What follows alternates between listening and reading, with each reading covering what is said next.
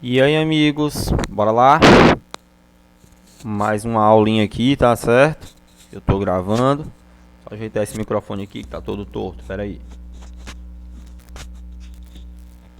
Prontinho. Pera aí, tá dando choque. Vou ter que ficar segurando na mão. Prontinho, galera, bora lá. A gente vai falar agora do capítulo 14 ainda, né? Falando ainda do capítulo 14, pensei que a gente já tava no próximo, porque esse capítulo é extenso, galera. Capítulo 14 ainda sobre trabalho da força elástica, beleza?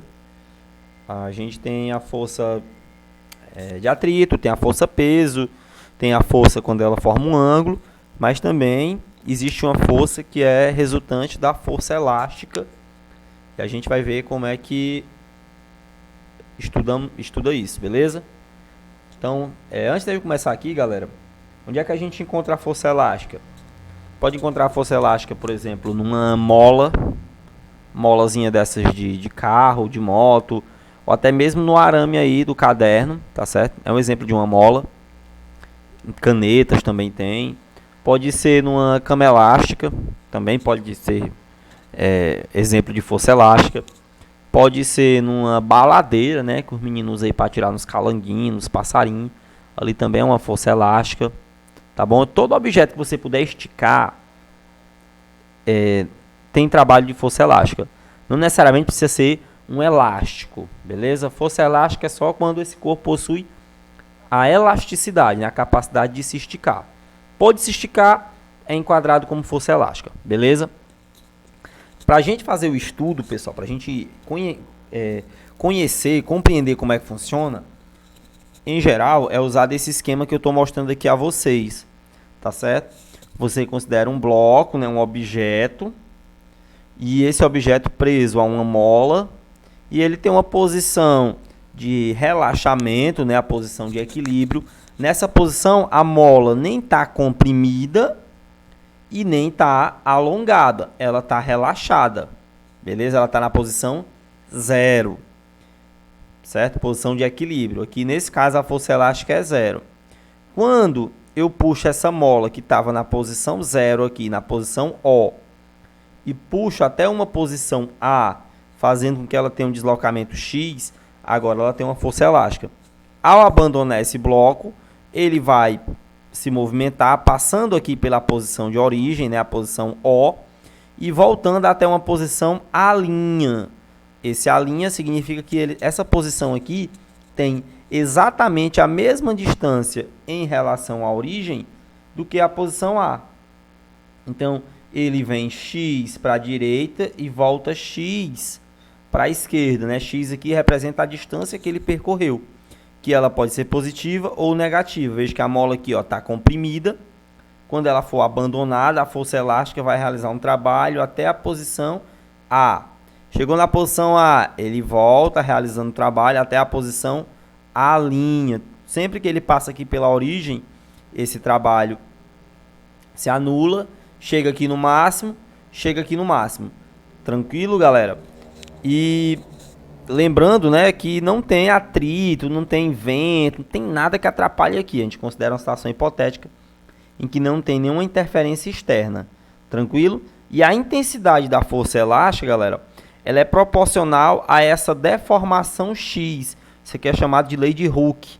Ou seja, quanto maior o alongamento aqui, quanto mais você comprimir a mola, ou quanto mais você esticar essa mola, maior vai ser a força elástica. É só você pensar numa baladeira aí, né, num estilingue, numa liga que você tenha. Quanto mais você esticar essa liga, quanto mais você comprimir ou esticar, maior vai ser a energia que vai acumular, né? Consequentemente, maior é essa força. Então, a força elástica é dada pela expressão K vezes X, onde K representa a constante de elasticidade. O que é constante de elasticidade, Vinícius? É a capacidade que um objeto tem de se alongar ou não. É a capacidade que um objeto tem de se alongar ou não. Quanto maior for a constante elástica de um objeto, no caso aqui da mola, quanto maior for essa constante elástica, maior vai ser a capacidade dela se alongar. Ou seja, mais fácil vai ser essa mola de se alongar. Tá certo? E quanto menor for a constante elástica, quer dizer que é mais difícil você conseguir alongar essa mola.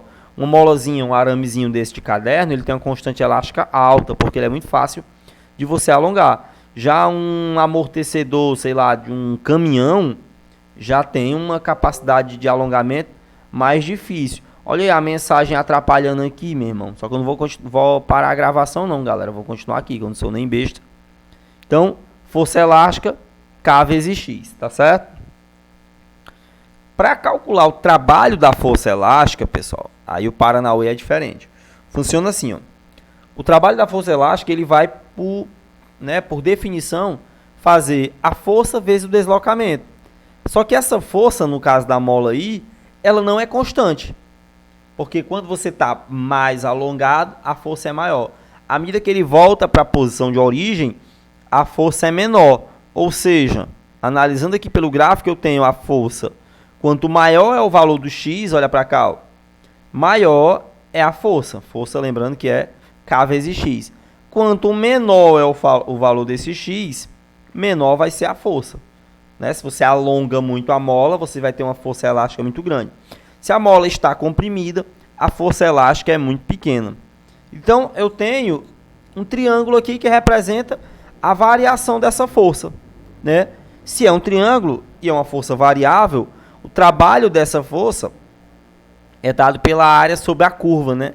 No caso, a curva é essa linha vermelha que tem aqui. Então, o trabalho é base vezes a altura. A base é x e a altura é a força. Mas como é que calcula a força? K vezes x. Então, fica K vezes x vezes x. X vezes x fica x ao quadrado. Tudo isso dividido por 2. Porque esse kx aqui representa a altura e esse x representa a base. Ou seja, base vezes a altura dividido por 2. K vezes x dividido... Kx vezes x dividido por 2. X vezes x é x ao quadrado, né? Então fica K vezes x ao quadrado dividido por 2. Isso é o trabalho da força elástica, tá certo? E também, galera, nesse caso aqui também, o trabalho pode ser motor ou pode ser um trabalho resistente, né? Lembra, trabalho motor é quando você ganha energia. E trabalho resistente é quando se perde essa energia, né? Ou, você pode entender também, que o trabalho motor é quando você realiza o deslocamento no sentido de atuação da força. E trabalho resistente é quando você realiza um deslocamento no sentido contrário à atuação da força, tipo a força de atrito. Tranquilo, galera? Então, a ideia central é essa aqui. De modo que, dependendo do sentido desse deslocamento, você vai usar mais ou menos, né? Se o deslocamento for positivo, se for no mesmo sentido de atuação da força, é mais. Se for no sentido contrário, né? Se a mola estiver voltando, é menos, beleza? Só isso. Exemplo, a exemplo da força-peso, né? O trabalho da força elástica, ele é independente da trajetória, galera. Não importa qual é o caminho que esse bloco vai fazer, tranquilo? O trabalho vai ser dado apenas pelo comprimento da trajetória, independente se ele sobe, desce, se ele vai e vem, se ele para. Olha aqui, ó. Exemplo A, vamos olhar aqui essa sequência de figuras. Na posição A, está na posição de equilíbrio. Na posição B, puxei o bloco aqui para o ponto A, teve um deslocamento X. O trabalho do A para o O é dado por mais kx ao quadrado sobre 2.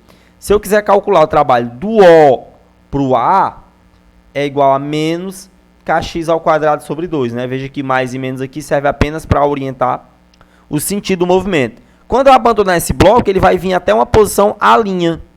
Chegou na posição A', o trabalho que ele vai ter aqui para ir do A' para o O, veja que ele vai se deslocar do A' para o O, e a força é nesse sentido. Então, é mais kx ao quadrado sobre 2. Se eu quiser calcular o trabalho do O para o A, a força da mola atua no sentido contrário. Então, é menos kx ao quadrado sobre 2. Tranquilo?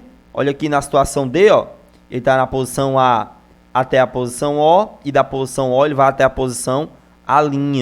Veja que se ele quiser voltar do A' para a origem, o trabalho total vai ser 0, porque ele veio do A até o A' e depois ele vai voltar, né, para a origem. Então, o que ele ganhou, ele vai perder, anulando aí todo o trabalho que foi realizado. Tranquilo, galera? Então, resumindo aqui toda a história, a gente conclui que a força peso e a força elástica têm propriedades em comum, né? Os seus trabalhos, eles são independentes da trajetória. No entanto, nem todas as forças apresentam essa mesma propriedade, né? As forças que têm trabalho entre dois pontos independentes da forma da trajetória são chamadas de forças conservativas. No caso, a força pesa e a força elástica são forças conservativas, tá certo? As forças conservativas, elas vão associar, pessoal, um conceito que a gente vai trabalhar no próximo capítulo, beleza? Que é o conceito de energia potencial. A gente vai ter energia potencial gravitacional e energia potencial elástica. A força de atrito, por exemplo, não é uma força conservativa. Ela realiza trabalho e esse trabalho depende da forma da trajetória. A gente viu que se tiver um ângulo envolvido, o comportamento é diferente. A força de resistência do ar é chamada de força dissipativa, porque ela retira energia de um objeto quando ele está em movimento. Beleza? Então, forças conservativas, como o peso e a força elástica, têm trabalho independente da forma que tem a trajetória desses objetos aí. Beleza, galera? Então, era isso, pessoal. Tem uma questãozinha aí bem tranquila para vocês tentarem fazer. E na próxima aula eu volto com a correção dessa questão. Tranquilo, pessoal? Então, é isso aí. Tudo de bom. Valeu. Espero que tenha dado para entender. Tchauzinho. Cheiro.